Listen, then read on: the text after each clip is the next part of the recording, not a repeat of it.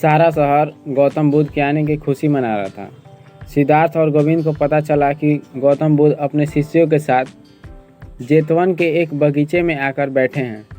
अपने शिष्यों की तरह गौतम बुद्ध ने भी गेरुए रंग के कपड़े पहने थे, पर इसके बावजूद सिद्धार्थ उन्हें पहचान गया।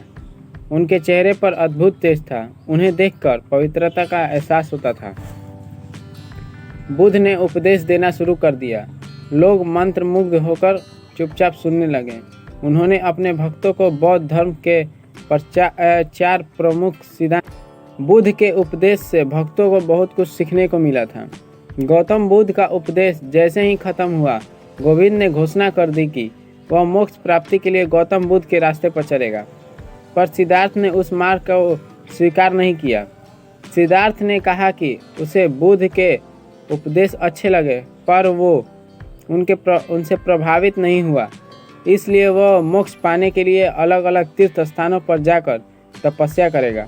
इस वजह से सिद्धार्थ और गोविंद के रास्ते अलग अलग हो गए। गौतम बुद्ध और गोविंद के वहां से जाने के बाद सिद्धार्थ काफी देर तक सोचता रहा। वो सोच रहा था कि उसे आगे क्या करना चाहिए।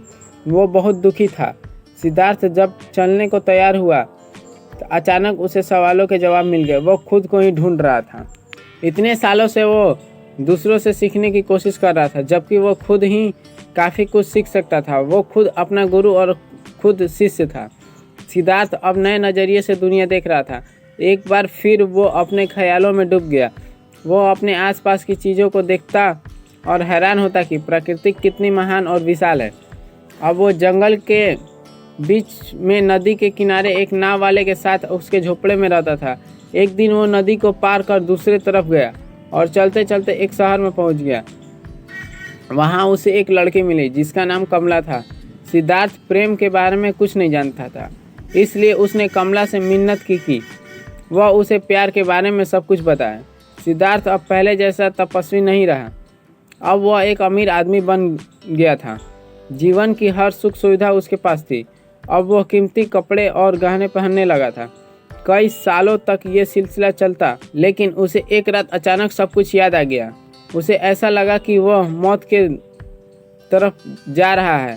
सांसारिक जीवन से तंग आकर वो एक आम के पेड़ के नीचे बैठकर अपने जीवन के बारे में सोचने लगा। उसे एहसास हुआ कि उसके कीमती समय बर्बाद कर दिया गया है। तभी उसे गोविंद और गौतम बुद्ध के याद आए। तब वो चेहरे पर उसकी खुशी आई। आधी रात के वक्त सिद्धार्थ अपना घर छोड़ दिया और एक नई यात्रा पर निकल गया। कमला ने उसे ढूंढने की बहुत कोशिश की, पर वह नहीं मिला।